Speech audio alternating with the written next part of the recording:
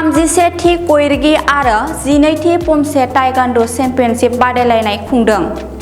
कक्राझार सहरनि बड'फा नोगोराव थानाय बड'लेण्ड ताइकान्ड' जिमनासियाम मावखुलियाव बड'लेण्ड ताइकान्ड' एस'सिएशननि बानजायनायाव आरो कक्राझार जिल्ला बड'लेण्ड ताइकान्ड' एस'सिएशननि हेफाजाब होनायजों सानथामनि हाबाफारिजों 27, 28 आरो 29 अक्ट'आव खुंगा 31थि कयर्गी आरो 12थि पमसे ताइकान्ड' चेम्पियनशिप बादायलायनाय खुंदों। बिटिसिनि गंबा जिल्लानि सा 400 ताइकान्ड' गेलेगिरिफोरजों लोगोसे सिक्किम, दार्जिलिंनि गेलेगिरिफोरा बाहागो लाफैदों होननानै बड'लेण्ड ताइकान्ड' एस'सिएशननि गाहाय नेहाथारि Lasit बसुमतारिया मिथिहोदों।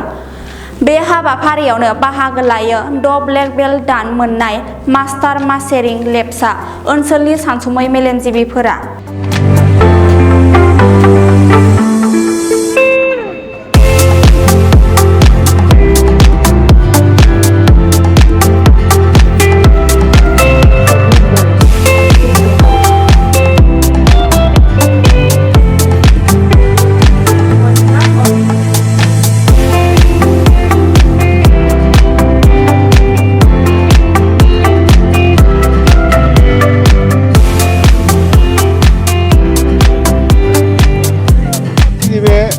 First क्यूरिगी and 12 पमसे all Bodoland taekwondo' चेम्पियनशिपा जों इयारलि जायो।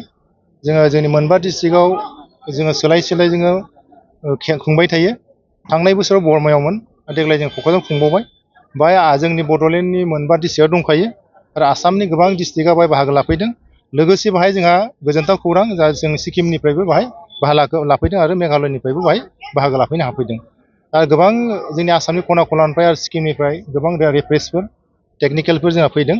आसा खालामदों बे 31 क्यूरिगी एंड 12 पमसे अल बड'लेण्ड ताइकान्ड' चेम्पियनशिपा मोजाङै जोबलांगोन आरो बाहाय 400निबो बारा जोंनि गेलेगिरिफोरा बाहागो लादों आरो गोबां बाहाय पेरेन्टसफोर मोजां डक्टर इन्जिनियार्सफोरनि फिसालाखौ लाबोदों।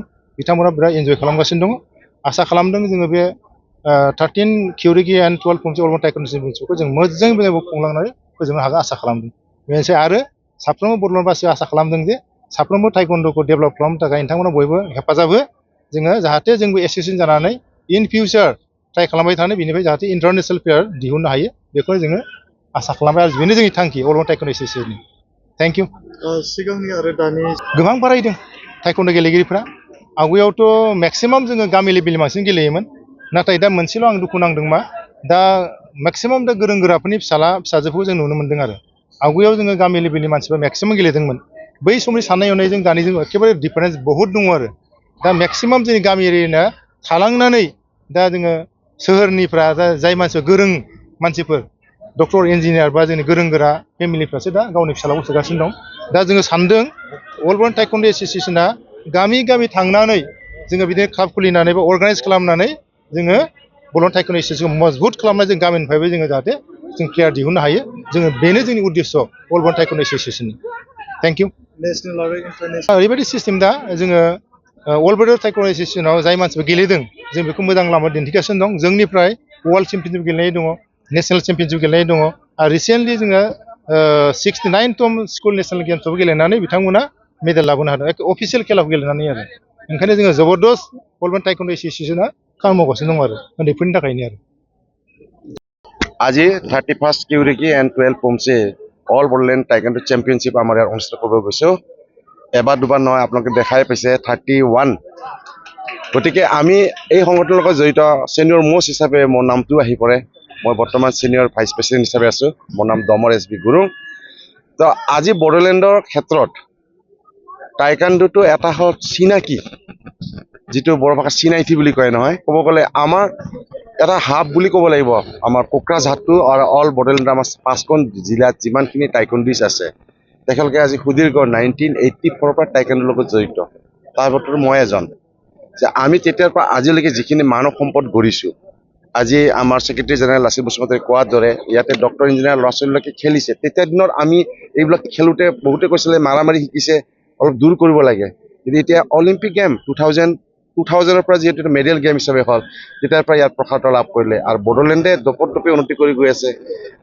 আমাৰ মটটো কি জানেনে? আমাৰ মটটো হ'ল কি, কোকৰাঝাৰখনক বা বড়োলেণ্ডৰ 5খন জিলাৰ যিখিনি আমাৰ ষ্টুডেণ্ট আছে, ইয়াতেতো দেখিছে আপোনালোকে সমগ্ৰ অসমৰ পৰা আহিছে, ছিকিম দাৰ্জিলিঙৰ পৰা আহিছে, চবেই কেলে আহিব খোজে ইয়াতে। কোকৰাঝাৰ এটা সুনাম আছে, সেইটো কাৰণে আহিব খোজে।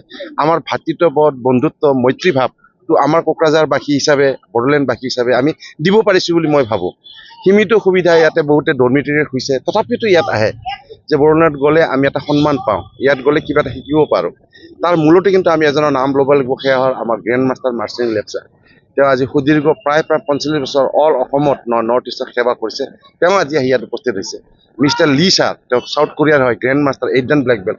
তেওঁ সিদিনাখন আহি গৈছে আৰু আজি আহিব। তেওঁ কিয় আহিছে? বড়োলেণ্ডৰ ইয়াত কিবা এটা সন্মান আৰু মৰম পাই কাৰণে আহে। এতিয়া আজি চাওক আপোনালোকে জুবিন গাৰ্গৰ যিটো জুবিন গাৰ্গ পাৰ্ক হ'বলৈ গৈ আছে, তাৰ সমান্তৰালভাৱে ভগৱানে আমাক কিবা এটা বস্তু দিব, সেইটো মই এতিয়া নকওঁ। ইয়াতে উন্নতি দেখা পাব, এটা ভাল জিম এটা হ'বলৈ গৈ আছে। গতিকে আগন্তুক দিনত টাইকাণ্ডৰ প্ৰসাদ লাভ কৰক, আমি বড়োলেণ্ডবাসী হিচাপে যাতে নাম কৰি যাব পাৰোঁ, সেইখিনিয়ে কামনা কৰিছোঁ। আজি ছেক্ৰেটাৰী জেনেৰেল লাচিত বসুমতাৰী, বীৰখাং বসুমতাৰী, উমেশ চন্দ্ৰ ব্ৰহ্ম, এওঁলোকৰ নাম ল'বই লাগিব। বহু কষ্ট কৰাৰ ফলত আপোনালোকে এইখিনি দেখিবলৈ পাইছে। माने एवरी ईयर ये जो लोग ऑर्गेनाइज करते हैं बॉर्डरलैंड का टाइम, मुझे प्राउड लगता है कि यहाँ जब से 83 में मैं यहाँ स्टार्ट हुआ था, उस टाइम में ये पोजीशन, ये इन्वायरमेंट नहीं था यहाँ। तो भी अभी उस टाइम का जितना भी सीनियर्स अभी भी देखता हूँ, they are very much active in organising this type of tournament. और स्पेशली यहाँ का एरिया में दूसरा स्पोर्ट्स फुटबॉल, साथ साथ मार्शल आर्ट में टाइकोंडो वेरी मच पॉपुलर।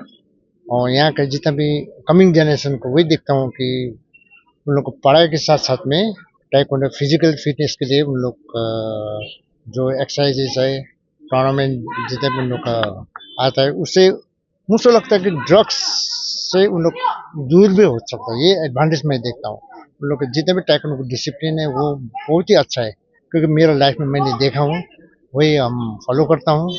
इसीलिए कमिंग जनरेशन को वही हम अच्छा सजेस्ट करना चाहता हूँ। इससे बेटर टू लर्न टाइकोंडो और मार्शल आर्ट। उन लोग का फिजिकल के साथ साथ उन लोग का सोसाइटी में बहुत कुछ